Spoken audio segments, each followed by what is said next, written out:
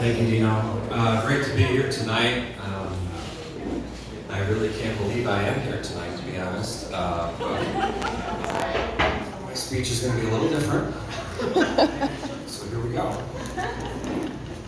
I have been friends with Philip since before I could even form memories. From what I was told, we were first introduced at age 2. We grew up 2-3 houses down from each other on Suffield Avenue. And probably the earliest memories I have is just playing with Philip. We had G.I. Joe collections. Well, he had the best G.I. Joe collection ever. But, this was our lives. It was an imaginary childhood world that we all grow up and forget about. But, we enjoyed that. Philip's been my best and longest friend. So I'm very happy to be here with that. When I was 5 years old, I had to make a very important decision. We had just finished kindergarten. My mom came up to me and she said, "Timmy, you can either go to first grade next year, or you can stay back another year, do kindergarten again, and you can be with Philip."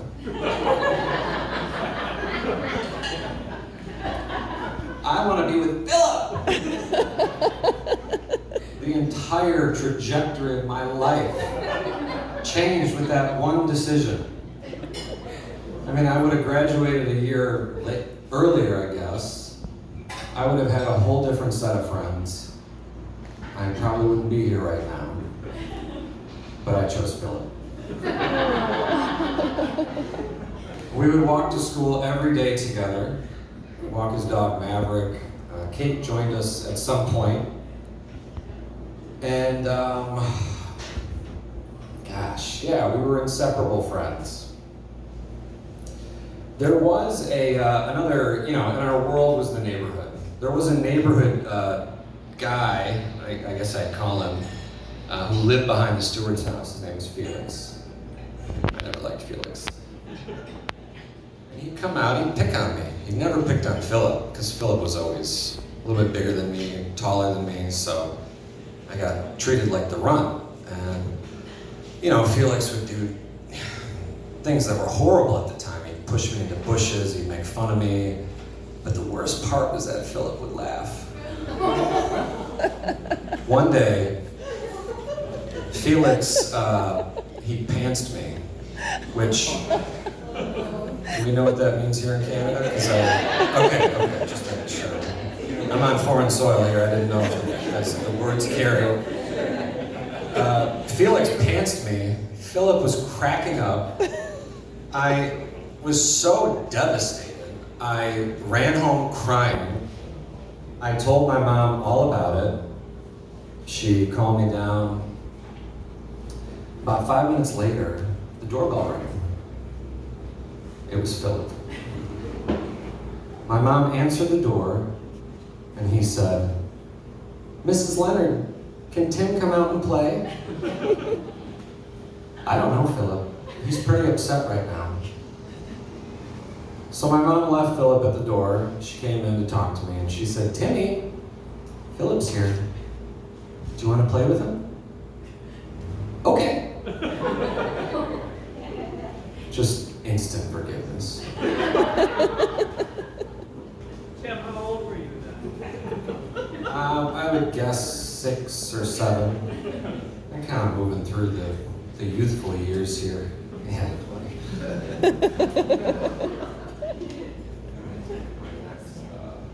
oh, right, okay. So that was 6 or 7, Celeste. Around age 7 or 8, I would guess. It was winter. Philip and I were going sledding. And I don't remember whose toboggan this was. It was a really beautiful, classic toboggan. And because Philip was taller, the larger of the two of us, he would always sit in the front of the toboggan. We wanted the heavier person in front, so he got to steer the toboggan. And I was, you know, the sidekick essentially that sat behind him with my arms around his waist and, you know, my legs around him, and we would be sent down the sledding hill together. Oh, we were having so much fun. And we wanted to have more fun. So we decided to aim the toboggan off of this little ramp in the snow. We wanted to catch some air. So we do it. We set the toboggan off, we go off this ramp. I get launched off this thing. Like I got propelled completely off this thing.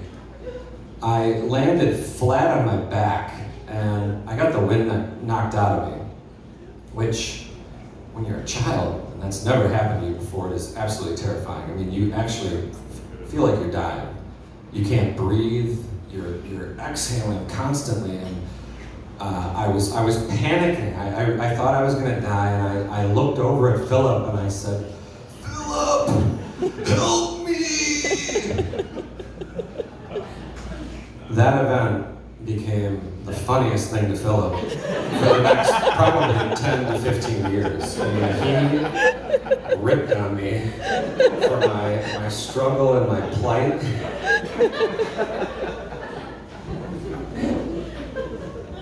About a year later, I'd say we were 7 or 8, it was another winter, this was a cold winter.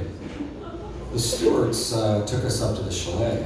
Phil's grandparents had this great chalet by Shush Mountain, northern Michigan. It was a memorable weekend for me because I had an upset stomach. And so I had to go to the bathroom frequently, unexpectedly.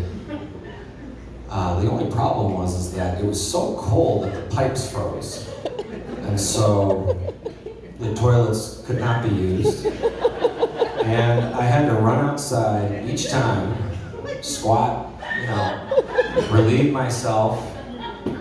And as if that wasn't bad enough, I would come in and I would, you know, I was little then, but I could overhear the Stewart adults laughing about it.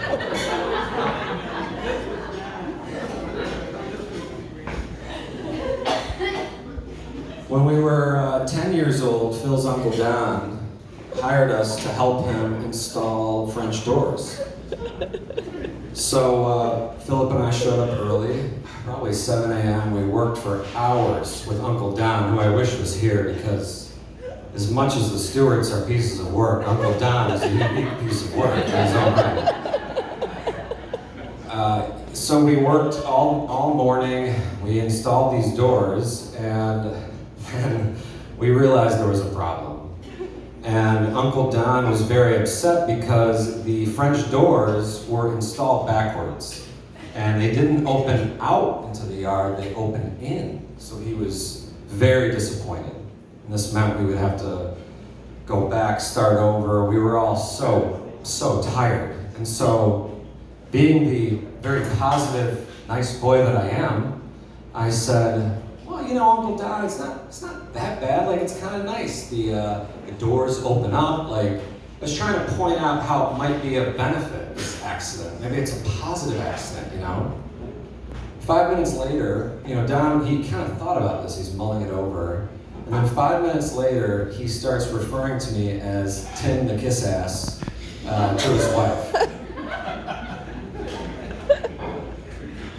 I guess where I'm going with this is we've had this friendship that's gone on forever. But there's a thing about the Stewarts, you know, I consider them like a second family, and they take great pleasure in the petty torments of life. Don't get me wrong, there's no maliciousness involved. They want to know that you're okay, but to see somebody struggle or be uncomfortable is just of great humor, it's just of great entertainment for this group. So Rose, I hope you know this. Maybe they'll be a little bit nicer to you. I mean, they've always been nice, don't get me wrong, but I'm sure you know this by now.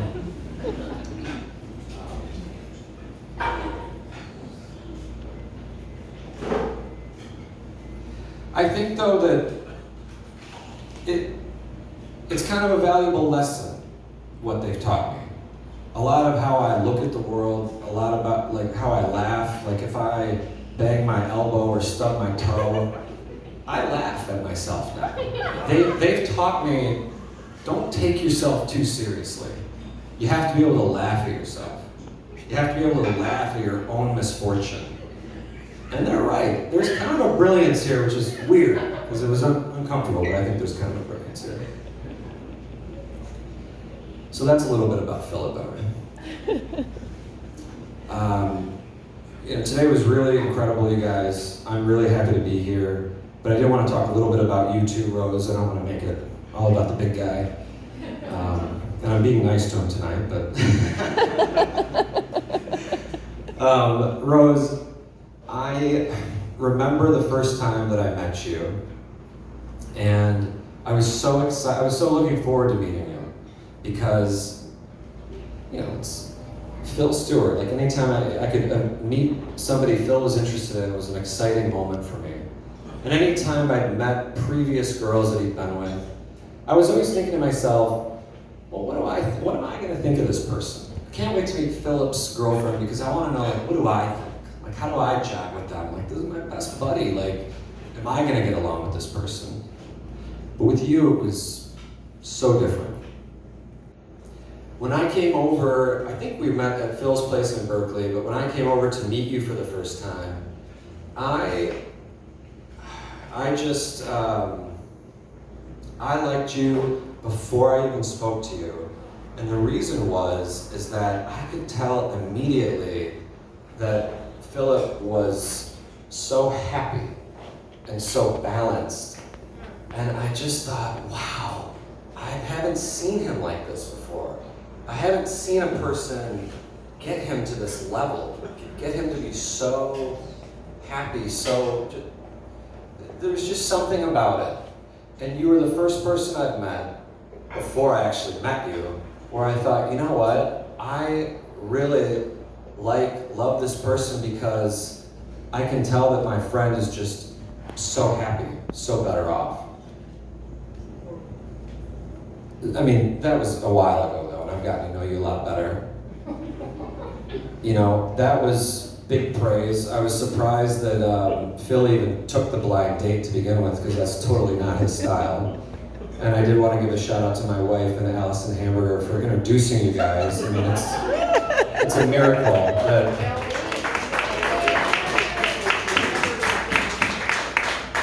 Phil doesn't normally get bottled into commitments, so I thought the blind date thing he would never go for. But anyway, glad you did. Very glad you did. So Rose, I've been rooting for you from the beginning. I was always very hopeful. I've always thought Phil has been incredibly lucky to meet you. But then I started to wonder, how is she going to handle Phil's voices and nicknames? These little proclivities with Phil. And I think I've gotten my answer, he has some hilarious nicknames for you, and you just roll with it. So I think that it's very encouraging that you can understand and roll with this super dry, sarcastic Stewart sense of humor, because they are among the driest humorists I've ever met. But that wasn't all. There was one more thing that you did that really told me that you belong with this guy. And it was, I think we were in Detroit just a few weeks ago, and you're starting to reveal to me that you have this same sarcastic, dry delivery. Because you've been saying things to me recently where I'm like, wait a minute, is Rose messing with me? Or is she being serious? And I really like that. It tells me you're going to fit in with your new family very well. It tells me that you're very prepared. I hope you don't have as many uncomfortable situations with them as I did. But if you do, I hope you learn to laugh at yourself like I have. I'm so happy to be here. Congratulations. My wife and I both, we love you guys so much. We're really excited for the future. Phil, you really have hit the jackpot. Somebody said louder, was that you, Dino, earlier? You really have hit the jackpot with Rose. It's been great meeting everybody here tonight, and look forward to continuing to celebrate with you guys this evening.